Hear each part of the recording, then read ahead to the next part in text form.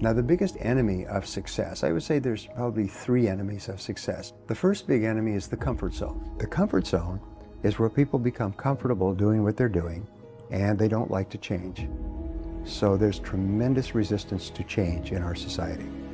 80% of the population finds reasons not to change, even if the change can be positive or beneficial. Human beings are creatures of habit. They begin doing something and they soon become comfortable with it. After a while, they become extremely reluctant to change what they are doing or the situation they're in, even if they're not particularly happy or satisfied with it. They become content, complacent, and eventually they become afraid to change for any reason. They get into a rut, and the longer they stay in it, the deeper it grows, until they finally lose all hope of ever changing or improving their lives. The second thing that holds people back is what is called learned helplessness. People feel helpless. People feel overwhelmed by so many things going on around them. They feel that there's nothing they can do to improve their lives. And the predominant signal that learned helplessness has set in is contained in the words, I can't. People feel that they can't lose weight, can't get a better job, can't improve or change their relationships, can't increase their incomes, can't upgrade their knowledge and skills, and can't do anything else that they really want to. They have tried unsuccessfully so many times in the past that they have come to conclude automatically that there is nothing that they can do to change the future. The deadly combination of learned helplessness plus the comfort zone leaves a person feeling trapped and helpless, weak and powerless, unable to take control or to make any real difference in their lives.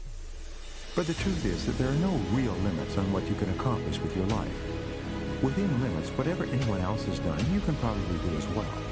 The very fact that you can set a clear goal for yourself means that you probably have the ability to achieve it. In fact, if you think back on it, you'll recall that anything that you ever really wanted long enough and hard enough, you eventually got.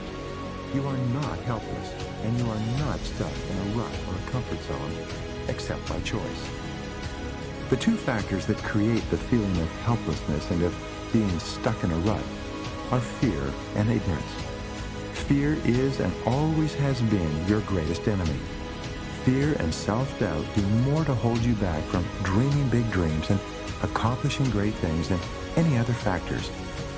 The fear of failure is learned in early childhood when children are told over and over again, no, stop, don't, get away from there, stop touching that. Children hear the first word they hear over and over again is no, stop, no. Children are driven by instinct to touch and taste and smell and feel and get into everything. They're little kamikaze pilots. They have no sense of danger, nothing. And parents are always trying to protect them by saying, no, stop that, get away from there, leave that alone, put that down, now look what you've done.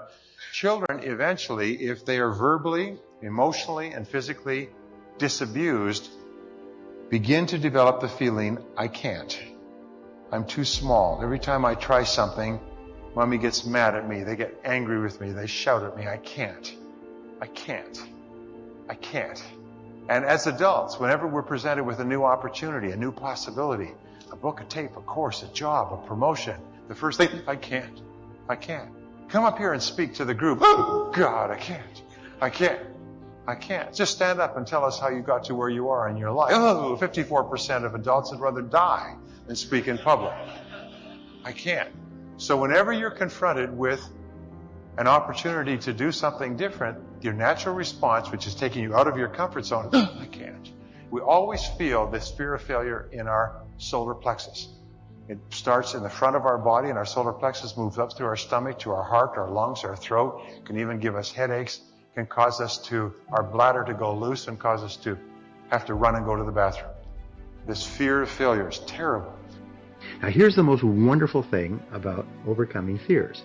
If the fear of failure is summarized with the feeling, I can't, psychologists have found you can actually short-circuit or override the fear by saying to yourself very strongly, I can do it, I can do it, I can do it, I can do it, I can do it. So whenever you're afraid of anything, talking to somebody, confronting someone, dealing with something, say to yourself over and over again, I can do it, I can do it, I can do it, and then just do it. and you'll be amazed the fear disappears. It's almost like, poof, it's gone. So the key is, you're looking at that telephone, to pick up the phone, to cold call, to prospect, just say to yourself, I can do it, I can do it, I can do it. Pick it up and dial. And suddenly the fear disappears. And you do this repeatedly, and eventually you develop the habit of courage. Tell your kids you can do it. Tell your spouse you can do it.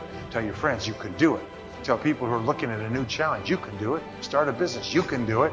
Call on a big customer, you can do it.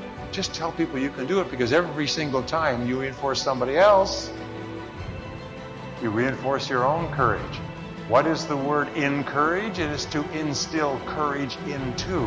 When you encourage other people, you actually encourage yourself.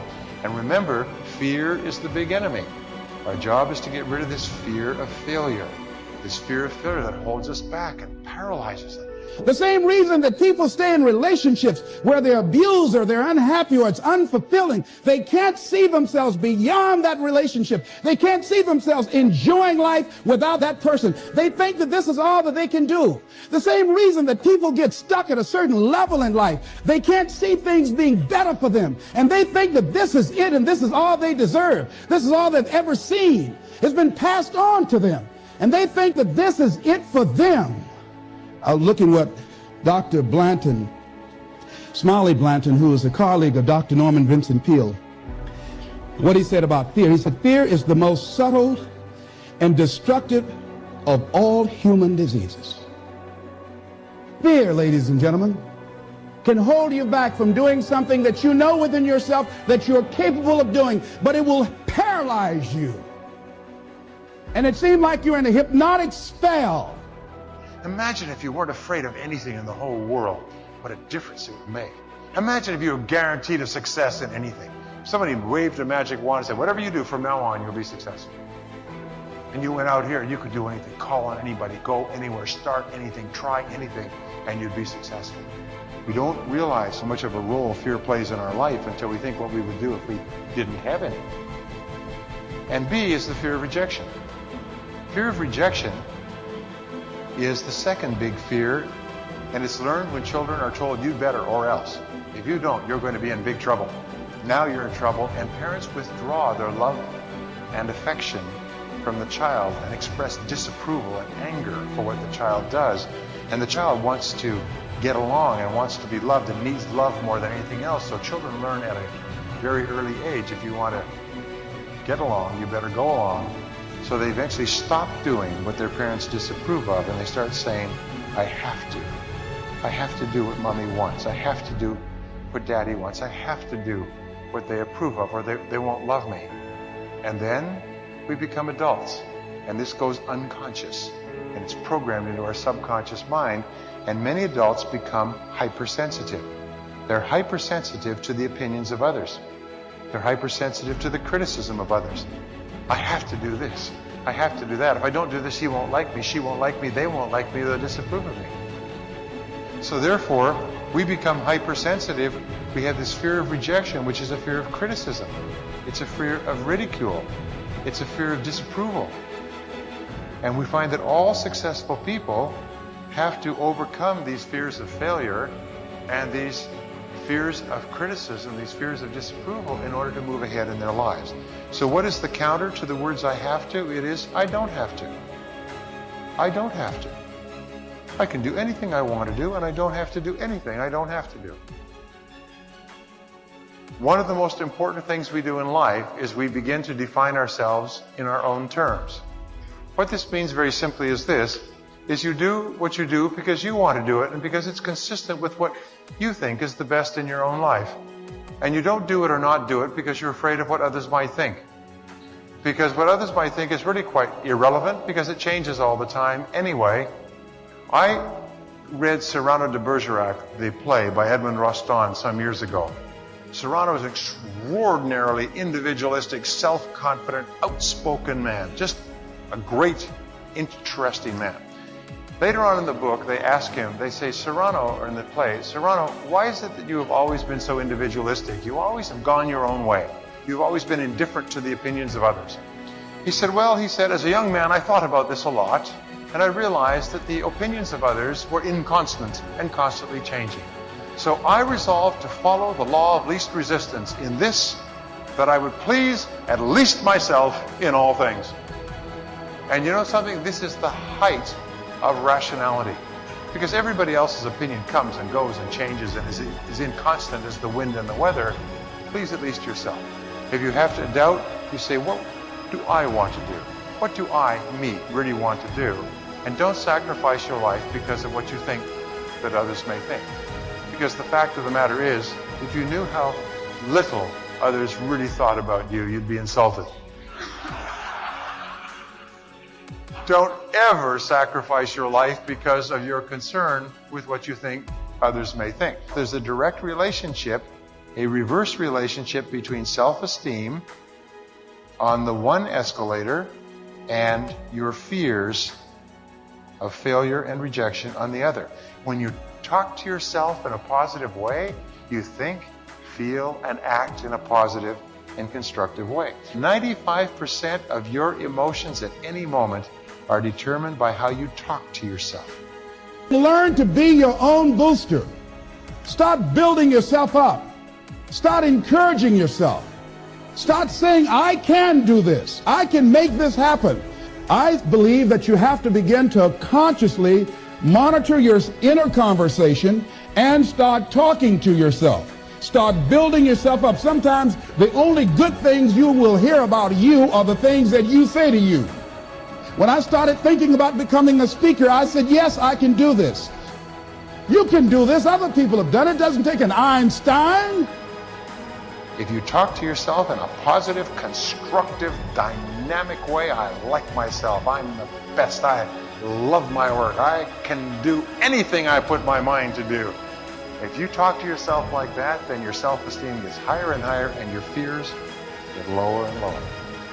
It's not your fears will go away, but when you do have little fears, you confront them, you counterattack them, you charge at them with, first of all, taking charge of your mind and then doing what it is you fear until the fear is gone. So, as Ralph Waldo Emerson said, do the thing you fear, and the death of fear is certain. What he said was to confront your fears. The natural human tendency is to avoid a fear-causing or fear-inducing situation. So the reason you want to confront your fears is not because of the incident. Specifically, it's because of what it does for your character. You want to demonstrate to yourself that you can face down a fear and look it square in the eye, and suddenly, surprise, surprise, it goes away. And you realize that the fear was in your own mind. So here's an exercise for you. Identify one fear situation in your life today and use that as your challenge. Use that as your test case. You say, you know what I'm going to do? I'm going to face this fear down. I'm going to hammer it. I'm going to smash it. I'm going to look it right in the eye. I'm going to deal with it direct, head on, like a car hitting a wall until the fear is gone. And once you've done that, you'll look up and you'll be a different person. For the rest of your life, you'll know that nothing that you're afraid of can stop you. And the third enemy is what we call the path of least resistance, which is always looking for an easy way to achieve a result. But nothing worthwhile can be achieved easily. Everything worthwhile requires a long period of hard work. Ain't no elevator to the top. You got to take the stairs. The elevator don't go to the top, man. Not in the world of success. You gotta take the stairs. Y'all gotta start getting gritty, man. Y'all got Google. You can Google anything. You all have stuff at your fingertips that can make you great. But if you can combine your technology with your parents and your grandparents' work ethic, your could be rich. You could be rich, man. But you cannot erase the work ethic part. There is no getting around how you rely on technology, and it's a help to you. But young people, you gotta get gritty, man. You gotta develop some dog in you. You gotta understand that success, you can't Google success. Go Google it. You can't Google it, man. I got something else for you. Because I've lived so long and I've been exposed to so many things. I've seen stuff hopefully you'll never see, and I've seen some things I hope one day you do see. But go Google exposure. it ain't gonna take you nowhere. I've been around the world, man, because I've traveled it. But I traveled it because I've made myself uncomfortable.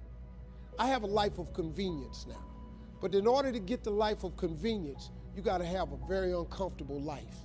You got to get comfortable being uncomfortable.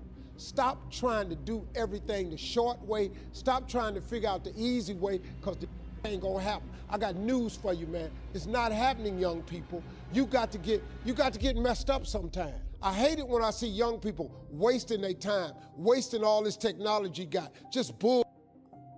Just sitting around in this world that's been created for you, that everything is instant.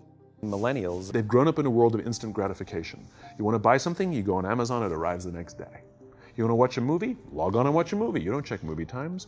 You want to watch a TV show? Binge. You don't even have to wait week to week to week, right?